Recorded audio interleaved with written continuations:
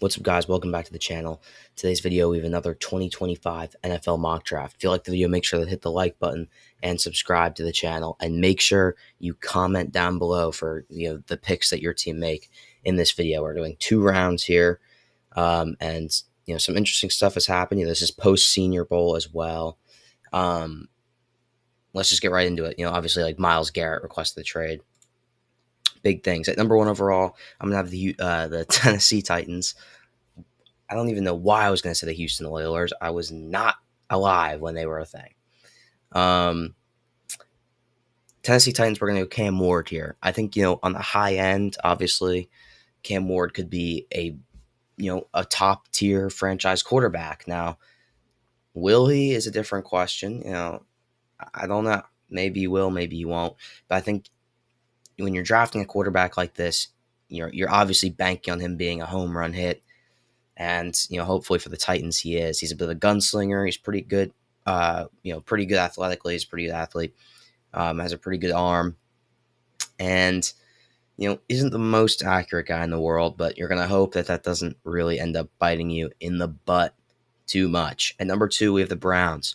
Now, with the Myles Garrett trade, I'm going to go with Abdul Carter here out of Penn State at number 2 overall.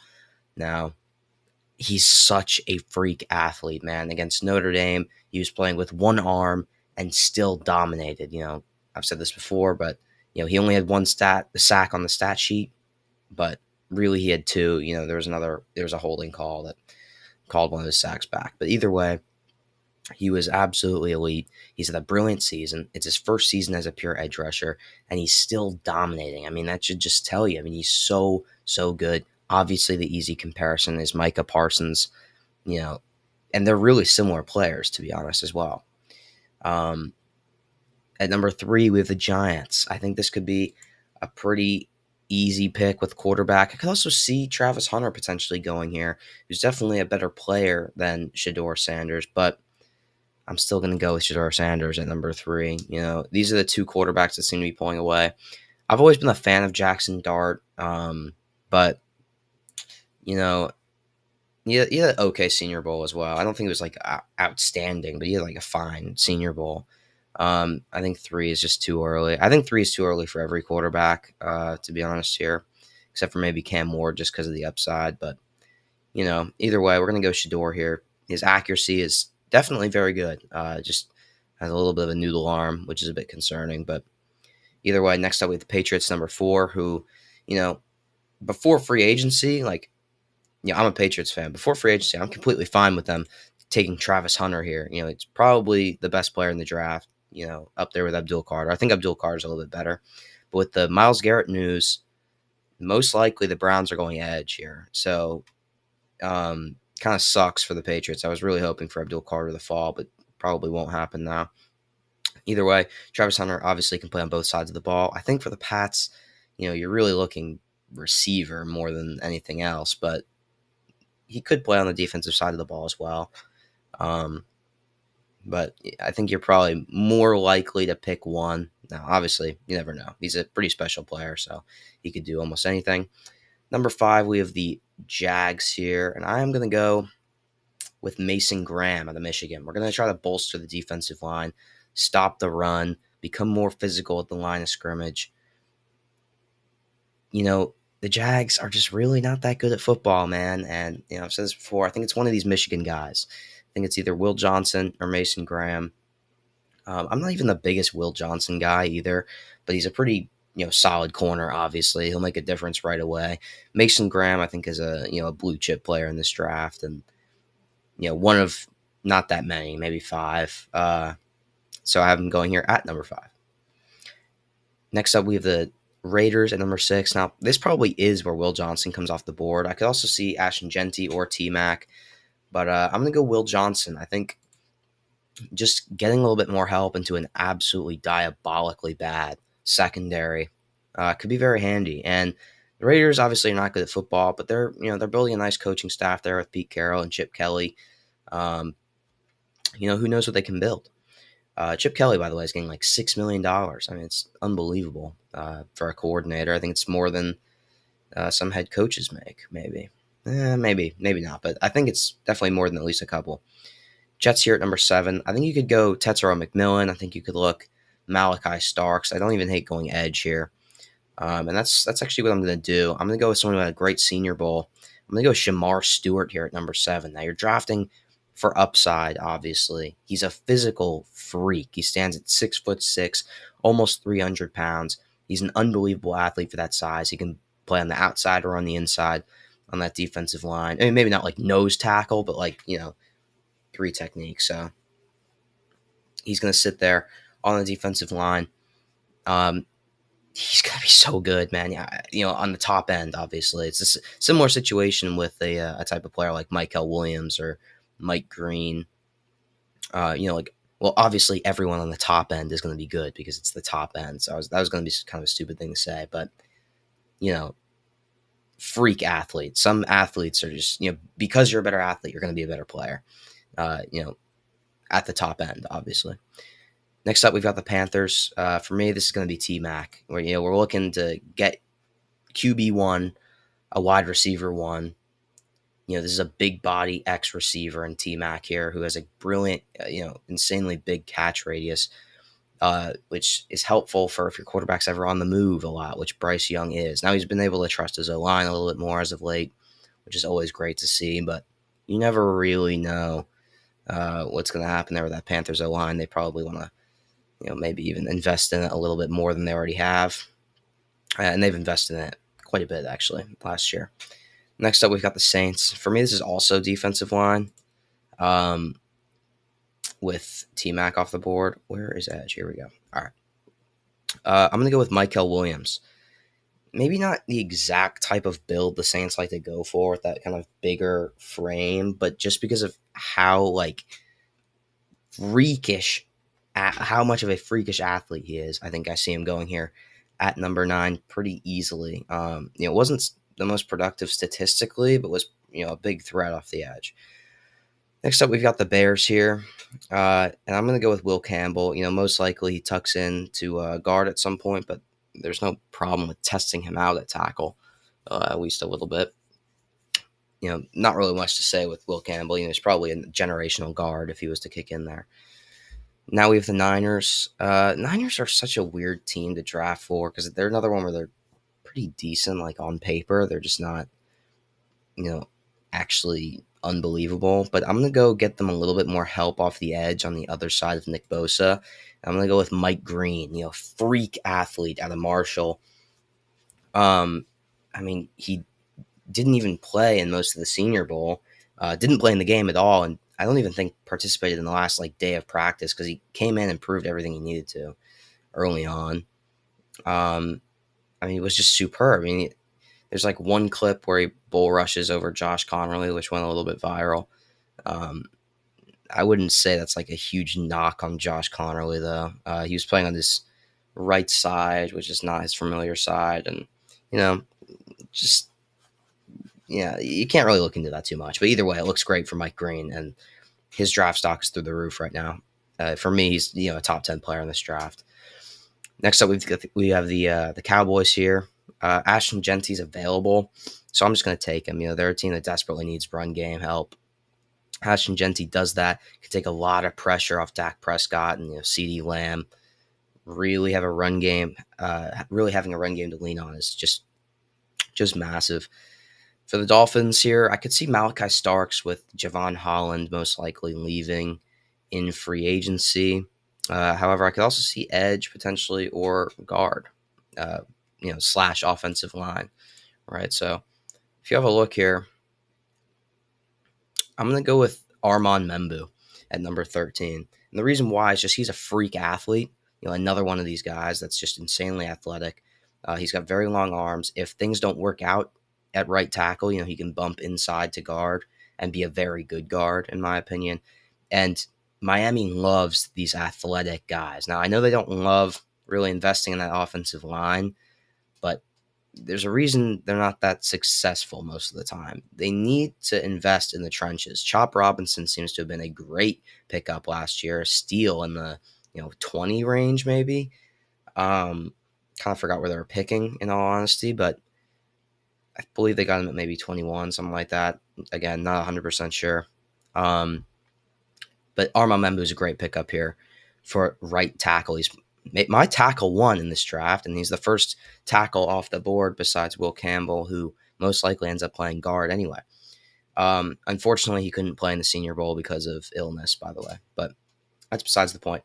Colts number 14. I'm going to go with Tyler Warren. It's kind of an easy pick. Everyone does it. It doesn't need a ton of explaining. But, Anthony Richardson, power run quarterback. This is an inline tight end who can get involved in the run game. And is also kind of a really interesting player where, he's a great athlete.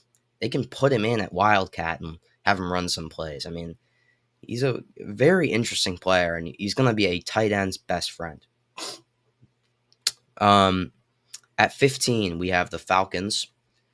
This is probably edge as well. Could see a guy like Jihad Campbell or Jalen Walker coming off the board here. They can play a little off ball and edge rusher. I'm going to go with Jalen Walker out of Georgia. He's not my favorite edge rusher in the draft, but he's a great athlete. He can play a little off ball, can play off the edge. He kind of kills two birds with one stone, if you will, for the Falcons. Next up, we have the Cardinals, and this is going to be the guy who had a great Senior Bowl as well, in Walter Nolan out of Ole Miss. Another freak athlete off the inside. I'm going to keep saying it over and over again. At the top of this draft, it's going to be a lot of great athletes that come off the board. This is not the best draft class ever, so you're drafting for traits, and athleticism is obviously a great trait, right? Bengals up next. I think you could use a little bit more help on the defensive line. Saying that, if T. Higgins leaves, you could look receiver. Getting a receiver too, maybe would be more of a second round thing with like a Jack Besh or something of those traits. Maybe like a kind of bigger go up and get it receiver. Maybe Jaden Higgins. You just replace Higgins with Higgins. Really funny there for coming up with that one. Either way, Bengals here at 17. We're going to go with James Pierce here off the edge, opposite side of Hendrickson. We're going to get he's a freak athlete. Again, maybe I should just stop saying it, but everyone here at the top end really is, because that's what you're drafting for. Again, it's kind of just, how do I put this? Like, he's just kind of a cheap Abdul Carter, and he's not cheap. He's still first round, but you know what I'm trying to say. Slightly lower, B-Tech Abdul Carter. Next up, we have the Seahawks here.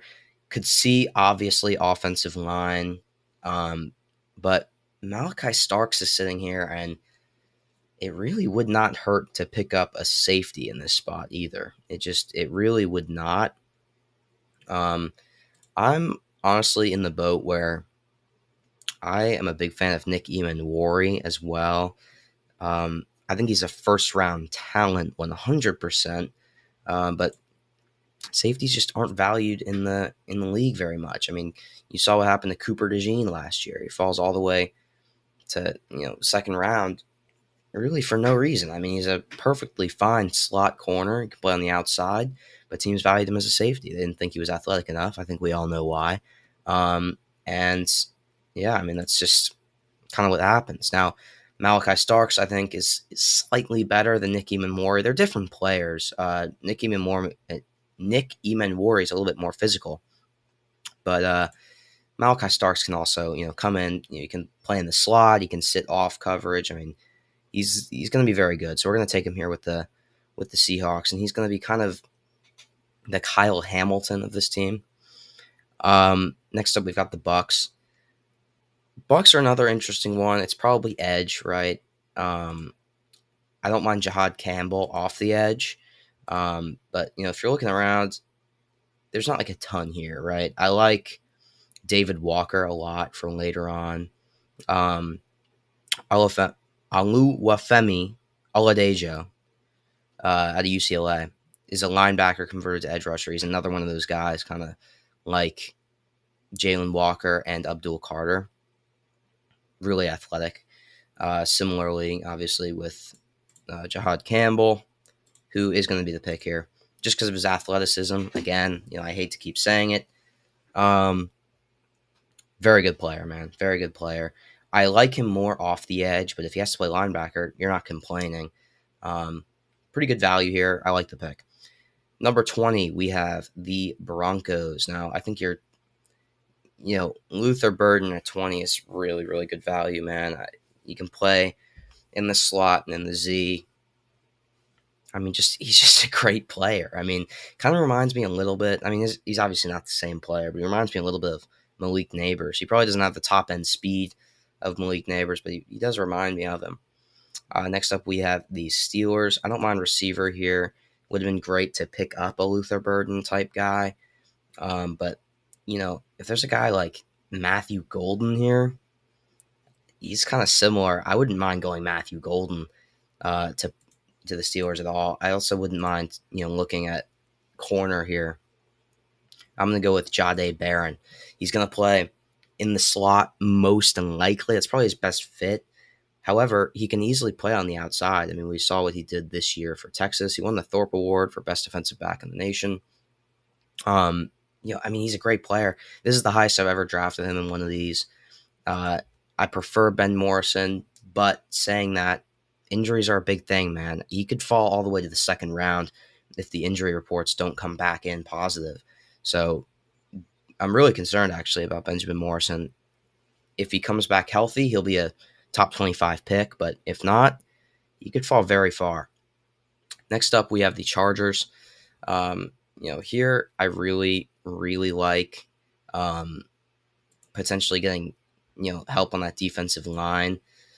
Kenneth Grant is a nice pick. You have the Michigan link up with Harbaugh there in Los Angeles. I don't know why that was so hard to get out there. I also don't mind Colston Loveland, another Michigan guy. I think it's one of the Michigan players. I'm going to go with Colston Loveland. You're getting another weapon for your guy in Herbert there. One of the best quarterbacks in the league. Tight end is a quarterback's best friend. Everybody knows that. Well, unless you have a really sure-handed like slot receiver or something like that. But that's pretty much what Colston Loveland is anyway. He's a big slot guy.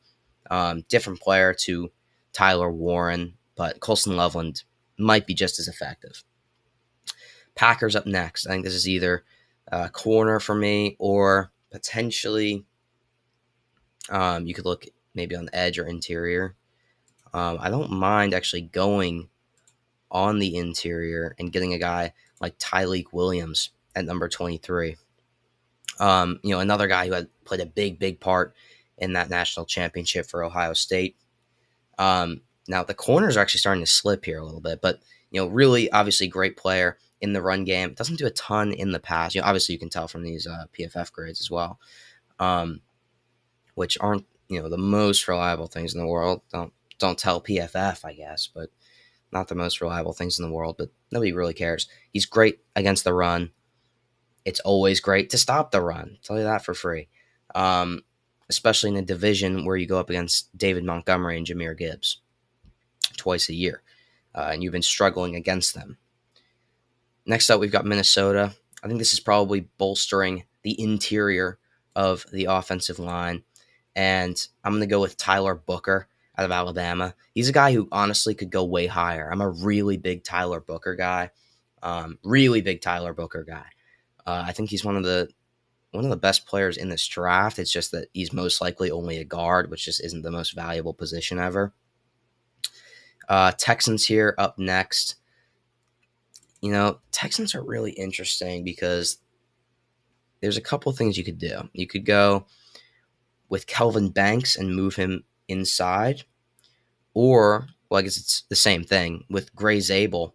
You could grab Gray Zabel and move him inside, but I almost think everyone views Gray Zabel as a guard. At this point, I almost forgot he was enlisted as a tackle here because I was going to have a cool thing where I switched to the interior. And, either way, I'm going to go with Gray Zabel here. He was probably the best player at the Senior Bowl practices, and he was voted, best player at the Senior Bowl practices. I thought he was superb as a lineman in the one-on-one drills. No one could really get by him. North Dakota State, isn't the most prestigious school in the world, but it's a pretty good football school, man.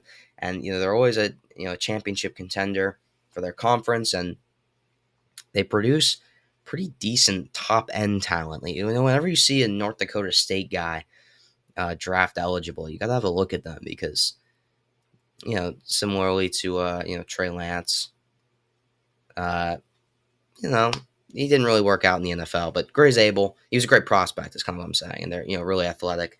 Gray's able is going to do the same thing for Houston. Next up, we have the Rams. I think finally a corner is going to come off the board here.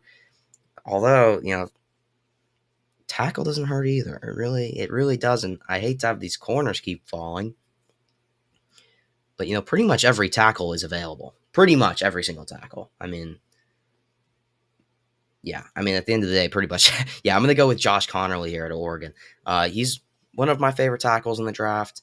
Not my favorite, but he's definitely up there. He had a bad rep against Mike Green, as I mentioned earlier, but does anybody really care that much? He was one rep, and he was pretty shut down for the rest of the time anyway.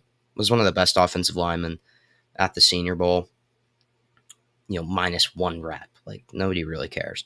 With the Ravens, I'm going to go edge here. Could also a corner, I suppose, but I'm not going to. I'm going to go with... Who am I going to go with?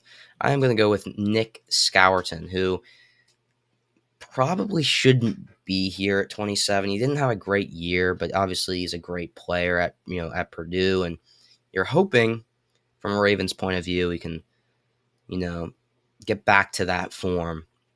Because, the Purdue Nick Scourton, if he repeated that year, you're probably talking top 10 easily. I mean, I don't want to get ahead of myself, but that's probably what you're talking about. Next up, we have the Detroit Lions. I could see potentially offensive line. However, I'm probably a bigger fan of edge here. Now, I don't know how well this will go over, going with a, Ohio State player to Detroit, but I don't think anyone really cares. We're gonna go Jack Sawyer here. You'll have a little bit of a rivalry with your two edge rushers and Jack Sawyer and Aiden Hutchinson. Jack Sawyer is one of those guys that just kind of gets the job done. He's not the most athletic guy in the world. Wow, that's the first time I've said that this entire video, probably. Not the most athletic guy in the world. However, he gets the job done. He has he's great statistically, and he shows up when it matters most. Right, he's a big part of that Ohio State run. He's probably an Ohio State legend now, to be honest, at this point. Next up, we have the Washington Commanders. I'm going to go with a receiver here, and I'm going to go with Emeka Egbuka. He's going to play, in that slot. He's going to be a receiver too. He's been a receiver too pretty much his entire career, and he's going to continue to be a receiver too, right? Scary Terry is not going to drop off the receiver one spot with Emeka Egbuka in town. But saying that, it doesn't hurt to get Jaden Daniels another safe option. These crosser routes on the 4th and short, I can already see it, him picking up, these important first downs when it matters most, right? So that's what we're going to do. Emeka Egbuka there at 29 to the Commanders. The Bills up next here. We're going to look on the interior of the defensive line. Kenneth Grant is still available. Derek Harmon is still available. Darius Alexander had a great Senior Bowl. However, round one is it's a little bit high. I'm not going to lie to you.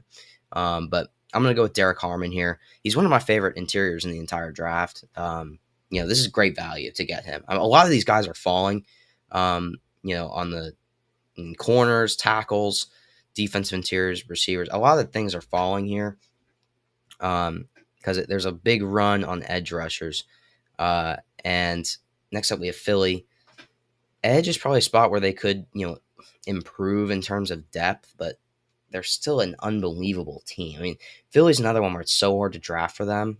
But I'm going to go with Kelvin Banks of the Texas. He's a guy who's going to play on the interior, most likely. And Philly are so good at developing linemen, man. Like, as a Patriots fan, please, get some of those guys over to New England, man. We need to learn how to develop some offensive linemen. Although we just hired Doug Marrone, who's one of the premier guys for that. However, next up we have the Chiefs. Josh Simmons kind of falls into their lap, doesn't he? Yes, he has injury concerns, but it's pick 32. He's kind of a not really a developmental guy. If he played this whole season out, he's probably a top 10 pick, maybe even higher. Yeah, I mean, it doesn't really get much better for that.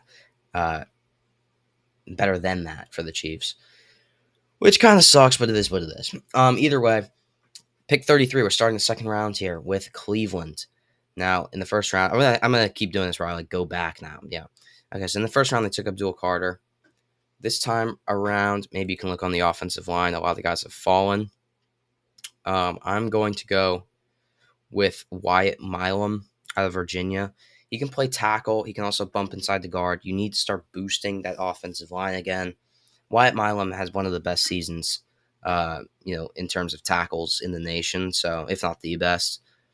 So, do I view him as a tackle? Maybe not, but either way, he's improving your offensive line.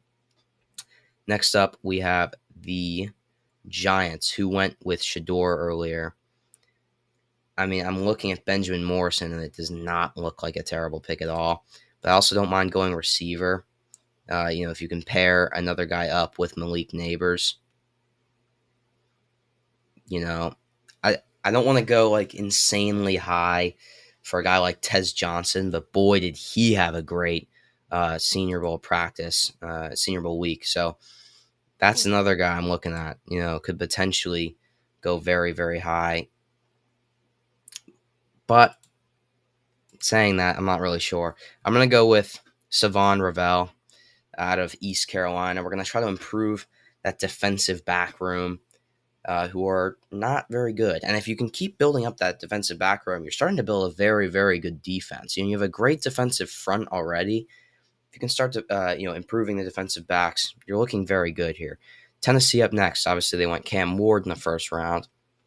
So I think that the next big thing for Tennessee is probably building the offensive line. We're going to go. It's a couple options here, to be fair. Could look towards Cam Williams. I wouldn't mind that at all. Anthony Belton had a fantastic Senior Bowl. However, I think this is a little bit high for him, to be honest. Donovan Jackson is great. Replaced Josh Simmons, who went just 3 picks earlier. And Ariante Ursary had a really good Senior Bowl, was able to kind of, rejuvenate his draft stock. Now, tackle's one option. The other option is, edge, right? Donovan Ezeuruaku could be a fantastic fit here for Tennessee. He's got a ton of burst. He's a little undersized, but he's got a ton of burst on the outside. And I think I'm actually going to go with him. I think I flipped kind of the way I'm thinking there. And that's just what we're going to go with. Now, Jacksonville is an interesting, predicament here because they could, they went Mason Graham in the first round, right? Yep. Could even pair him up with his teammate in Kenneth Grant, but I'm not going to do that. I'm going to go with Benjamin Morrison, who's fallen to the second round just because of the injury, man. I mean, he's, again, probably a top 10 talent. I said this in the last video. Someone agreed in the comments, and this is exactly the type of player that you need to improve that secondary, the god-awful secondary. And you probably get, potentially 2 blue-chip players in the first 2 rounds, which is, the Jags – you cannot complain. I mean, this is a fantastic draft for the Jaguars here.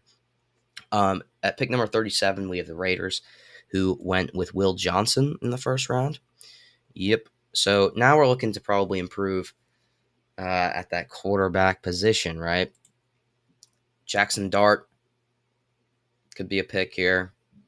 That's what I'm going to do. I'm going to go with Jackson Dart. I'm a fan of him. This isn't just the Senior Bowl performance, which was, fine. I've been a fan of Jackson Dart a lot before, and I think, honestly, he might be ahead of Shedeur Sanders for me. So we're just going to leave it at that. I don't want to dive too deep into it. But, either way, to pick him up in round 2 is completely fine, and then you get potentially your quarterback in the future. You never know. But again, that's what you're looking at. Patriots went with Travis Hunter in the first round. So here you're probably looking to improve on that offensive line, right? And if a guy like Ariante Ursary is still sitting here at 38, I don't think it's a bad spot to go and get him. Had a really good Senior Bowl. Was able to, he's pretty versatile. Can play almost every position on the offensive line. Probably wouldn't play him at center, but, pretty much everywhere else he can play, right? Next up, we have Chicago. For me, in the first round, they went Will Campbell. I don't mind going Omarion Hampton here, who might be. I mean, I don't want to say he's better than Genty, right? But like the drop off is not actually that crazy, in my opinion, from Genty to Omarion Hampton. For me, they're graded almost identically. So that's what we're going to go with. Next up, we have the New Orleans Saints. This is going to be a receiver for me. I'm going to go get a receiver one in Trey Harris out of Ole Miss. I think he's one of my favorite receivers in the draft, to be totally honest with you. I'm a big fan of Trey Harris. The hype doesn't really seem to be there for some reason, but if he's there at pick 40, I mean, go and get him. We have the Bears again here. This is probably where you double up on the offensive line. However, I could also see them going potentially on defense. I mean, Kenneth Grant is still here at 41, dude. I mean, I don't even know how this draft happened. There's so many guys still available. I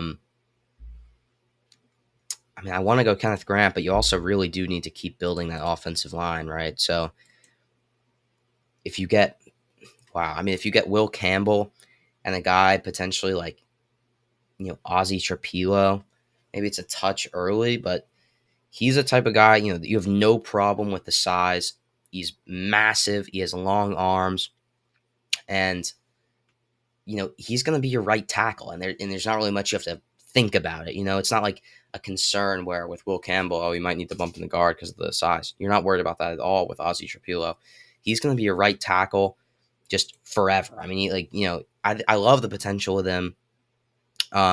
His something interesting, actually, a little fun fact for you. When Doug Flutie had this, iconic picture, he's the short quarterback back in the day. He's being raised up, he's being, it's an iconic picture. It's his hand up in the air, and he's being picked up by an offensive lineman. That offensive lineman was Ozzy Trapilo's dad. Wow. I mean, I know you guys really wanted that fun fact here for the Chicago Bears.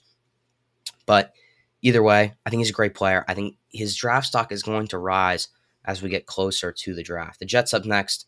I mean, Kenneth Grant falls into their lap here at 42. He can't fall any further than that.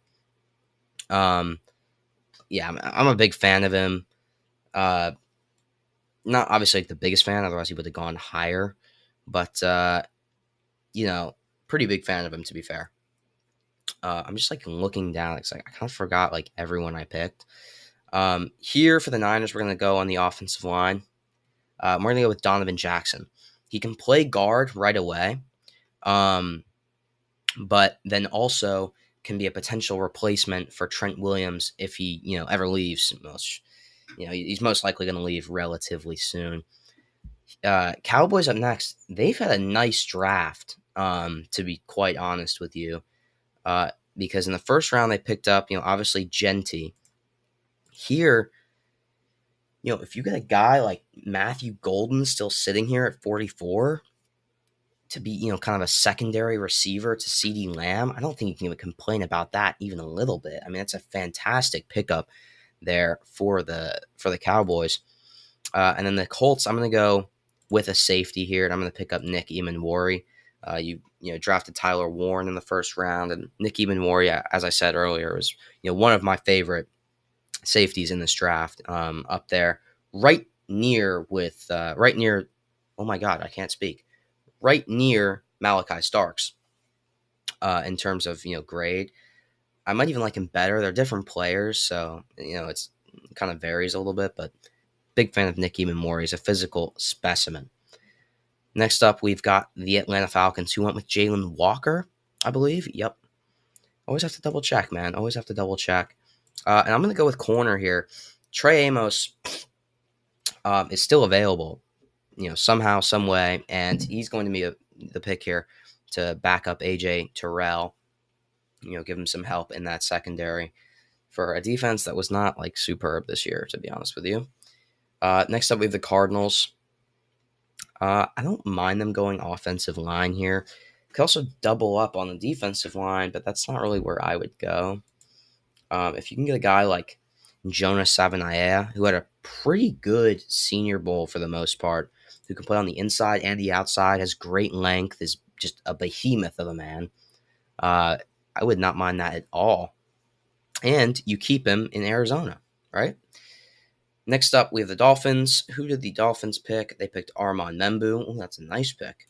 Wow, I even impressed myself there.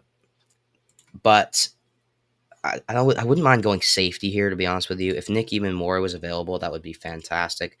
However, he's not. I'm going to go with another Senior Bowl guy in Darius Alexander here at pick 48.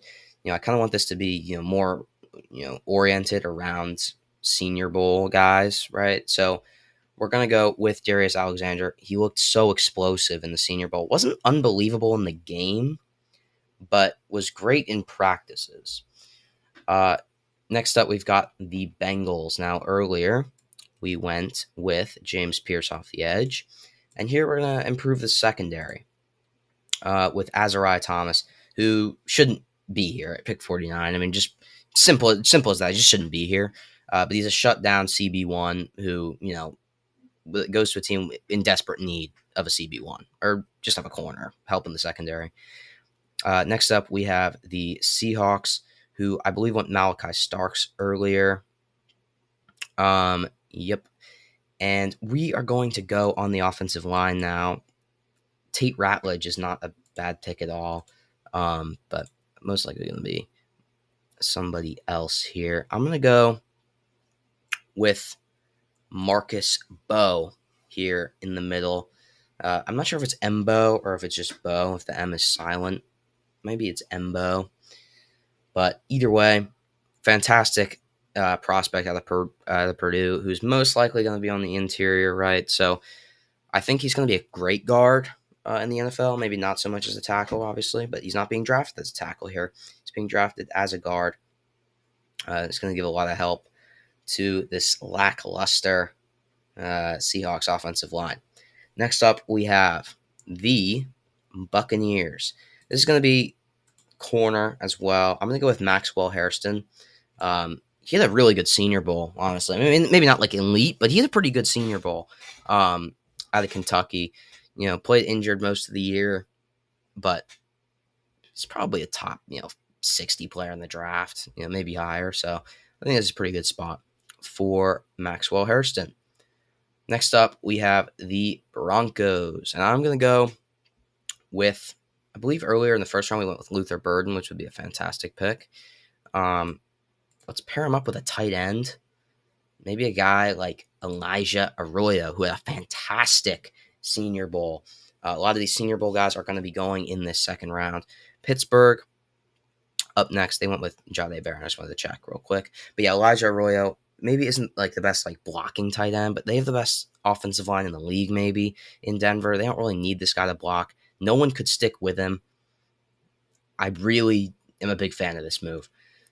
Steelers, who went Jahdae Barron in the first round, I think now can go with a receiver. I would not mind going with,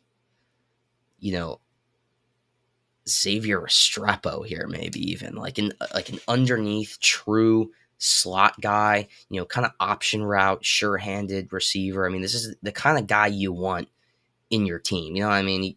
He gives you those kind of, not Ladd McConkey because he could really like truly separate with speed.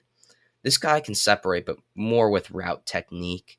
But yeah, definitely would not mind going Xavier Restrepo here. That's actually just what I'm going to do. I'm not going to really think twice about it. I'm going to go, and it's back-to-back Miami players off the board, by the way, which is kind of cool. Next up, we have the Chargers. Who let me have a little look up here. Like Colston Loveland. Okay, I have to make sure. We're going to go with edge here or interior. I'm going to go with Landon Jackson. Big guy here. Could potentially even sneak in a little bit higher than this, maybe even back into the first round. Although it's maybe a little bit crazy. Could see him maybe going to like the Bills there at the end of the first round or the Eagles. But he's just a big guy, so he's pretty tricky to stop. Had a pretty good Senior Bowl as well. Packers up next. They went in the first with Tyleik Williams. So this is probably more of a boundary corner spot. And if you can get a guy who had a great Shrine Bowl in Kobe Bryant, right? The Seahawks had the opportunity to do the funniest thing ever and get another Kobe Bryant, but they didn't really need that. So either way, Kobe Bryant looked absolutely shut down. Now, 1v1 drills with wide receivers and corners are obviously supposed to favor the wide receiver. It's a one-on-one separation drill. Like it's not really supposed to benefit the corner at all. I mean, like it can, like if you have a good performance, like Kobe Bryant did. He was absolutely shut down, and he had a great year for Kansas as well. Next up, we've got Buffalo. Now, Buffalo are an interesting spot here because in the first round we went with Derek Harmon. This could be another receiver spot, kind of one of those guys that can separate from the slot. You kind of already have your big guy, you hope, in Keon Coleman. So I'm going to go with Jack Bech. Senior Bowl game MVP. He obviously had a heartbreaking story with his brother passing away. I mean, it's terrible, man. I'm gonna be honest. He wore his brother's number 7 in the Senior Bowl. It was during those New Orleans terrorist attacks. I mean, it's just terrible. But Jack Bech was amazing. I mean, he played so well. You can't even imagine what he's going through, obviously, and I mean, what a player! He had 2 touchdowns. Caught one from Ollie Gordon, funnily enough, and on a little trick play, and caught the game winner with 2 seconds to play. So, obviously fantastic from Jack Bech. He'll help the Bills out a ton, man. He's such a fun player. He started out as a tight end at LSU, transferred to TCU, and started playing more as a receiver. And he can really separate, man. I mean, for kind of a bigger, like stockier guy. Next up, we have the Texans, who earlier went with Gray Zabel, or Zabel. I think it's Zabel, though, on the interior. And now we're going to go with a receiver. And I'm going to go. You never really know what's going to happen here with, Tank Dell. I mean, I've heard stuff like he might miss the entire season this upcoming year. He's had 2 season-ending injuries. It's stuff you never want to see, right? But, Stephon Diggs is going to leave too. You're looking for a complimentary receiver to those guys. And I'm going to go with, or to that guy, Nico Collins. I'm going to go with Tez Johnson, another guy. He had a fantastic bowl week in practice. So we're gonna drop him here to the Texans. I don't even know like what's happening with Tank Dell. Obviously terrible injury, but hopefully he can find his way back. But if not, you have Tez Johnson. Next up, we've got the Panthers. They haven't picked in a while. They went Tetsuo McMillan earlier, so I could see them working on the defensive side of the ball for sure, right? If you can get a guy like Princely Umanmielen, who's just an absolute freak off the edge, he's a little bit crazy. He likes fighting people, but either way, he's a crazy player. I mean, he's a really good player on the field as well. So at 58, I mean, this is an unbelievable spot to grab him. Next up, we've got Baltimore. They went edge earlier, I believe. Actually, I have no idea what I picked. I'm going to be honest. Nick Scourson. Okay. That's a great pick. Here I could see them going maybe with a developmental tackle. Like Cam Williams at 59. That's a fine spot to go with Cameron Williams. He's not the greatest player right now, but he definitely will be. Like he'll be a fine player if he's developed correctly. Next up, we have the Lions, who went in the first round with Jack Sawyer. This could be probably offensive line. I wouldn't mind like a Tate Ratledge maybe here, or someone who can bump inside. Maybe, I'm going to do this. I'm going to go with Charles Grant, who's a great athlete out of William & Mary.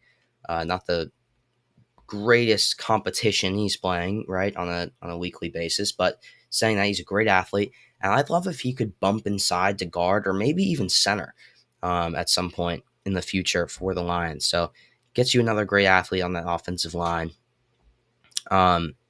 Yeah, I mean, there's not a lot else to say there. Next up, we have Washington. For me, I'm going to go with Anthony Belton, another Senior Bowl standout. In the first round, I believe they went Emeka Ibuka. Here, you protect Jaden Daniels. So you've done your job in the first two rounds here with Washington. You've protected Jaden Daniels, and you given him another weapon, right? Buffalo is next. They've had a few picks here. So they went Derek Harmon, they went Jack Besh.